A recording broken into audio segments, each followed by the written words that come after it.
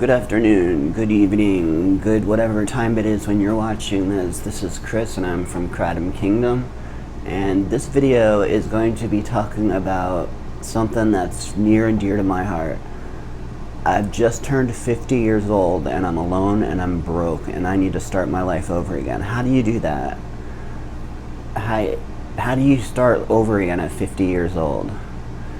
My brief history, very brief history, is in my 20s I was in a band. I played really hardcore metal and was relatively successful. We signed to a major label. We put out several CDs and we toured to Europe. We toured all over America. And it's a band that you've never heard of because it was a college metal band. And we never really, this was before SoundCloud. It was right in the middle of that, before SoundCloud, YouTube, or how most musicians make, so we made no money at all. Sometimes we would end up paying money just to play a gig because we had to pay for gas to get there. So that was my hobby, my one true love. And my wife at the time knew that that was going to be my life, you know, that I was either going to make it as a rock star or a teacher, a school teacher. Well, she decided she wanted option two. She didn't want option number one, excuse me. She didn't like the fact that I was at band practice every night or on tour for months at a time, so she told me it's either me or the band. And I made the stupidest decision in my life, and I chose her. And fast forward to 30 years old, I moved to Asheville, North Carolina, where I went to college. And I finished my bachelor's degree in neuropsychology. And then at 33, I had a massive stroke on the right side of my brain that wiped out the left side of my body, leaving it completely crippled and unusable, so I can't play music anymore, traditionally, the way you would with a guitar and a bass. I was a bass player, and I was a good bass player, in my opinion anyway. I feel like I got a lot of respect as a bass player, and I could play with the best of them, and I did. And after my stroke, not only was my body fucked up, but my brain was fucked up too. My personality changed. It's called Phineas Gage syndrome in psychology. Phineas Gage was a really nice guy, just like I was before he had extreme prefrontal cortex brain damage when a tamping rod shot through his throat and up right out of the prefrontal cortex. It changed him. It changed his personality. He started cussing and drinking and womanizing and fighting. Well, with me, after my stroke, that kind of happened too. I lost my total identity, didn't know who I was, started drama with everybody, was very bipolar, was very manic depressive. And so my wife, after 10 years of it, just couldn't take it anymore. She, you know, there was no forever, in her mind, there was no forever, sickness or in health. I was sick and I needed help, and I was getting help, but it wasn't working. So she decided that she wanted to be with somebody who was more like her, super fit. Her whole existence was being physically fit. Mine was trying to find out who I am. So I went back to college, got 2 master's degrees, one in neuropsychology and one in special education. And so I got my certification to be a special education teacher. She was stoked. Cool, at least Chris is going to make money now. At least he'll have a teacher's salary, which is better than the piddle disability payments I make monthly from the government, which I'm grateful for. But I taught for 1 year, and it was very difficult for me. My personality being as it was, I got into clashes with other teachers, and I had to start over again as a teacher, and I had already taught for 6 years prior. And I was a really good teacher. After my stroke, I was a terrible teacher. So I ended up thinking I was going to take a sabbatical. But when it came time for me to come back, when I was thinking I was ready to come back, my position had been filled and they no longer needed me or wanted me. I think they didn't want me because I think I was a hot mess. So I'm 50 years old now. My wife says, fuck this, you're not making any money. You can't mountain bike with me. You can't cycle with me. You can't kayak with me. I need somebody else. So she left. And the day we got divorced, she was married. So that kind of tells me that she had been hanging out with this guy for a little bit on the down low, because she was not the type to do things on a spur of the moment. But the day I signed the papers, she was married. And a week later, she was pregnant with twins. And I wanted my whole life was to be a rock star or to be a dad. And she told me, I never want to have kids, Chris, because it'll affect my athletic lifestyle, which I like. So I gave up having kids to be with this person who I thought was my soulmate. I thought she loved me. And so that was my history. She divorced me. So now I'm in graduate school, no house. The house I had, she made me sign a quick deed lease where I signed my rights to the house away, because she was blackmailing me, saying, if you don't do this, I'm going to tell everybody that you beat me up. And because I was so sick in my head and such an asshole, people might have believed her. So me just wanting this to be over, I signed my rights over to the house. She signed the house over immediately to her new husband. And they sold the house, made probably $80,000-$90,000 profit, because I had worked really hard to pay as much of the principal of the house as I could. And then my boohoo story goes on. So I had nothing. I didn't have any money. I was living on the $1,000 a month that I make disability. And I've had various jobs, but because of my stroke, it's very difficult for me to maintain anything. So I tried side hustles. I tried drop shipping. I tried tutoring. I tried everything, and nothing ever panned out financially for me. So I don't present well when it comes to interviews, because my arm is so crippled, and they judge me. They see somebody with an arm like this, which is what my left arm does when I get nervous, and immediately assume that I'm cognitively deficient, which to an extent I am. I have a poor memory.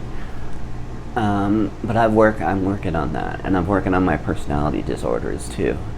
I've come a long way, and then I found that, okay, I've got no choice. I've got to live with my mom and dad because they're still alive, and I don't have a house. I don't have any place to live. I was living in my car, going to grad school, showering in the school gym shower, living in my car in the parking lot of the school that I was teaching at. And finally I was like, I can't do this anymore. So once my contract was up, I left Asheville, moved to Knoxville, and moved in with my family.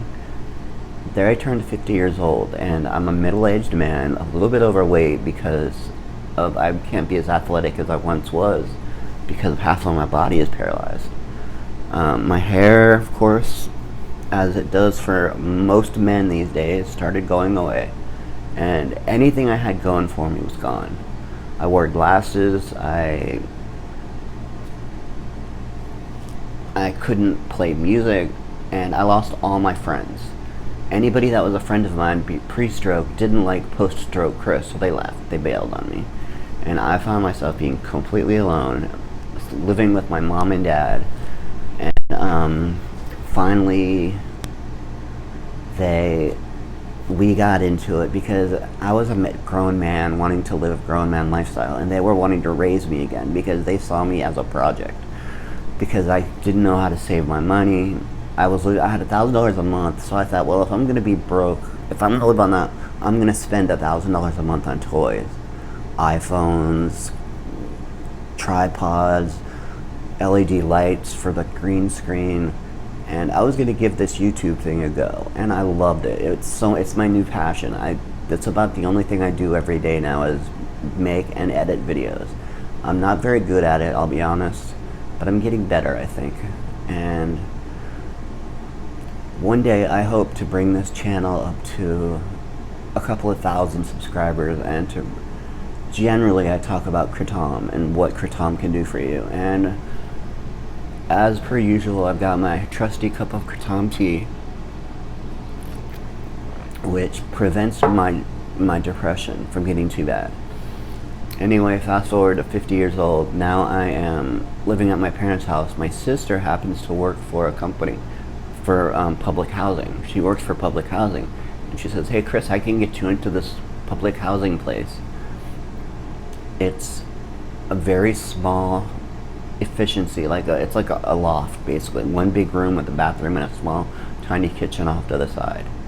And she said, and they pay, your rent is based on what your salary is.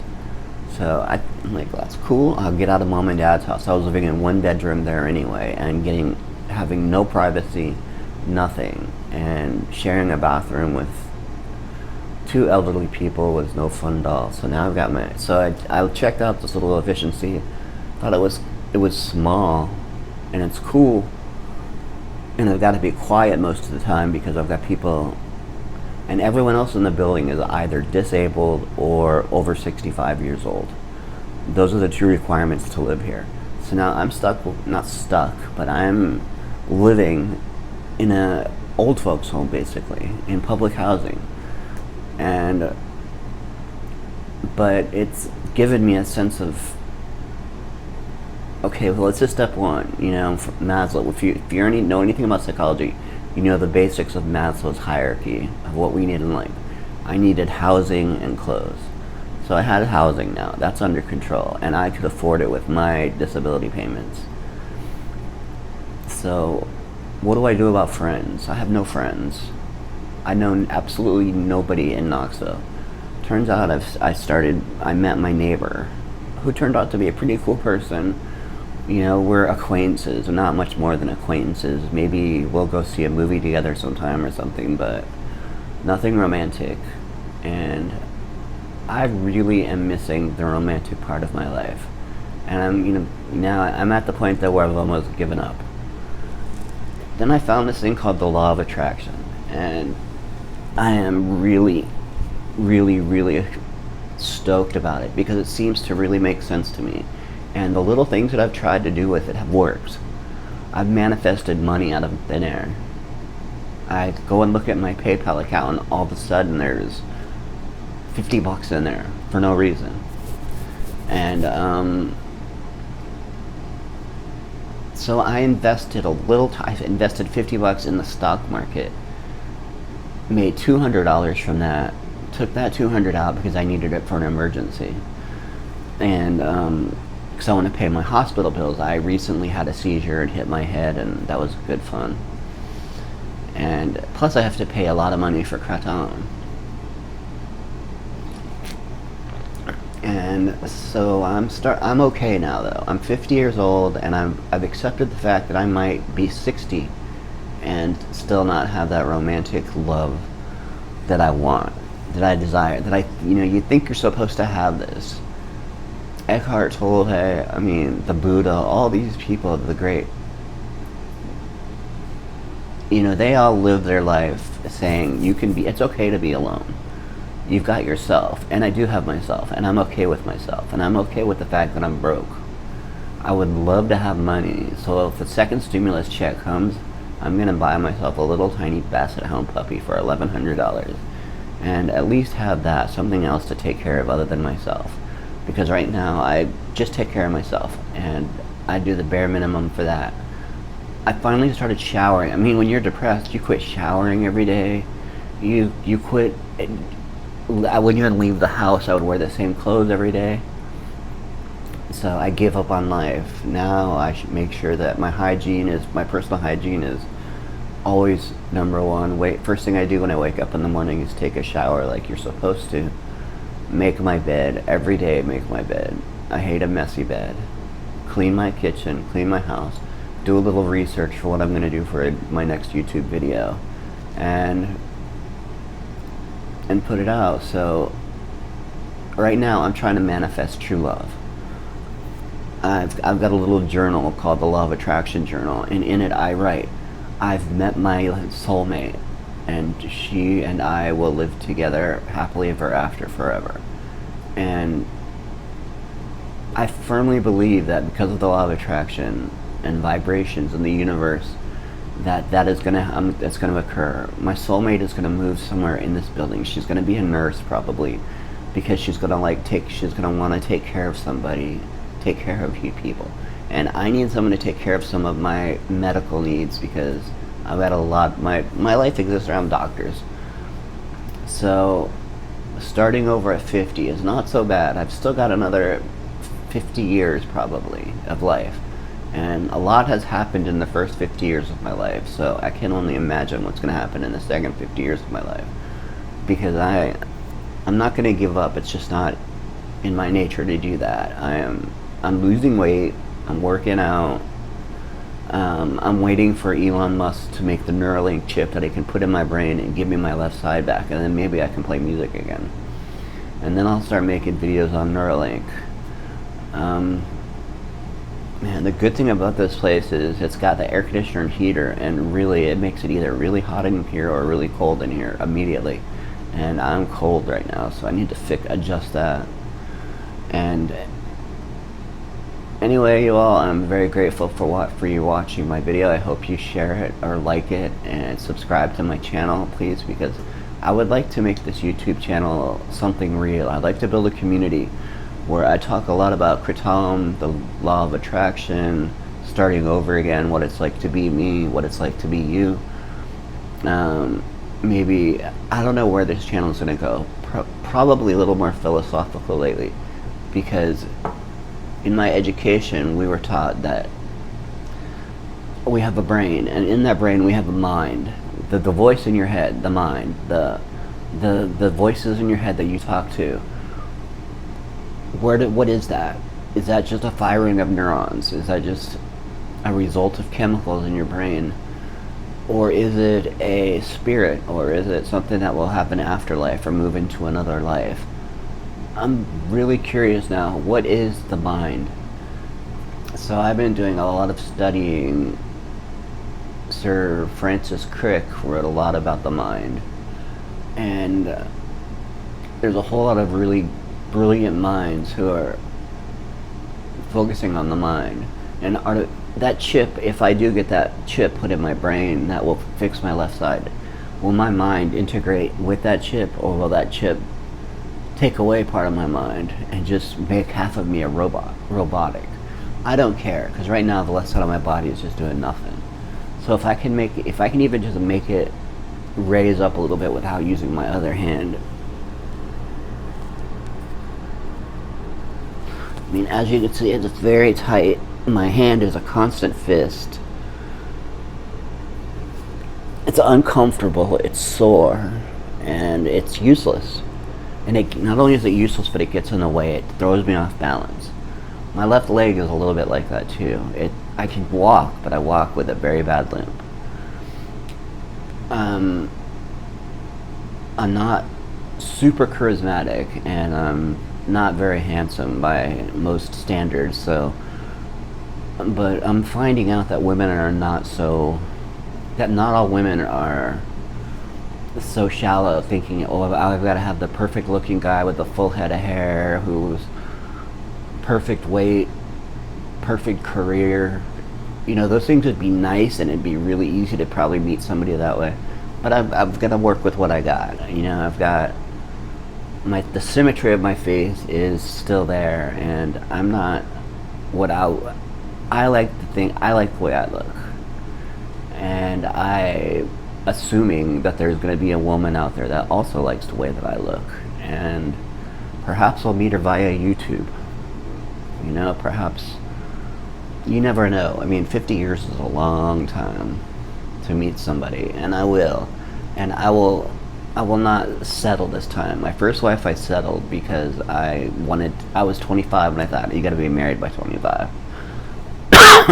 So I married the girlfriend I had, which I didn't know really didn't love me. She loved the fact that I was going to go somewhere. She thought I was going to go into college. Out of all of our group, our friends, I was the most likely to succeed. So she married me, thinking that she was going to be successful. And when that didn't turn out so well, she divorced me. But anyway, I'm starting over at 50, and I'm enjoying my life now. I've got you guys, and that means a lot to me. This channel means a lot to me, and I'm working as hard as I can to make it better and better. So anyway, I took up 20 minutes of your time if you've still watched it this far. I love you all. Have a